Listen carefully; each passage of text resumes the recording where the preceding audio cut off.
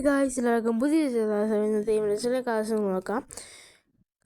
അപ്പോൾ ശ്രീലങ്കയിൽ ഇപ്പോൾ കനത്ത മഴ റിപ്പോർട്ട് ചെയ്യുന്നു. ശ്രീലങ്കയ്ക്ക് മുകളിലെ തീവ്ര ചുഴലിക്കാറ്റ് രൂപപ്പെട്ടിട്ടുണ്ട്. ദിത്വ ചുഴലിക്കാറ്റാണ് രൂപപ്പെട്ടിരിക്കുന്നത്. ഇന്ന് രാത്രിയായിരുന്നു രൂപപ്പെടുന്നത്.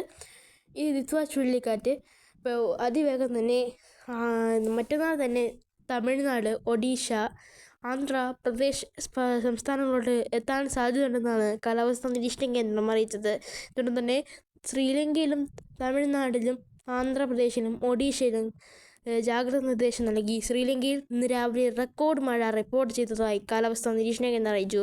ശ്രീലങ്കയിൽ 50 മരണം കടന്നു. 20 പേരെ കാണാതായതായി കാലാവസ്ഥാ നിരീക്ഷണ കേന്ദ്രം അറിയിച്ചിട്ടുണ്ട്. ഇന്ന് കേരളത്തെ സ്ഥിതി നോക്കുകയാണെങ്കിൽ ഇന്ന് യെല്ലോ അലർട്ടാണ്. ശക്തമായ മഴയ്ക്കാണ്, ഒറ്റപ്പെട്ട ശക്തമായ മഴയ്ക്കാണ് സാധ്യത. ഏതൊക്കെ ജില്ലകളെന്ന് നോക്കാം. ഇന്ന് 4 ജില്ലകളിൽ ശക്തമായ മഴയ്ക്ക് സാധ്യതകളുണ്ടായി യെല്ലോ അലർട്ട് പ്രഖ്യാപിച്ചു.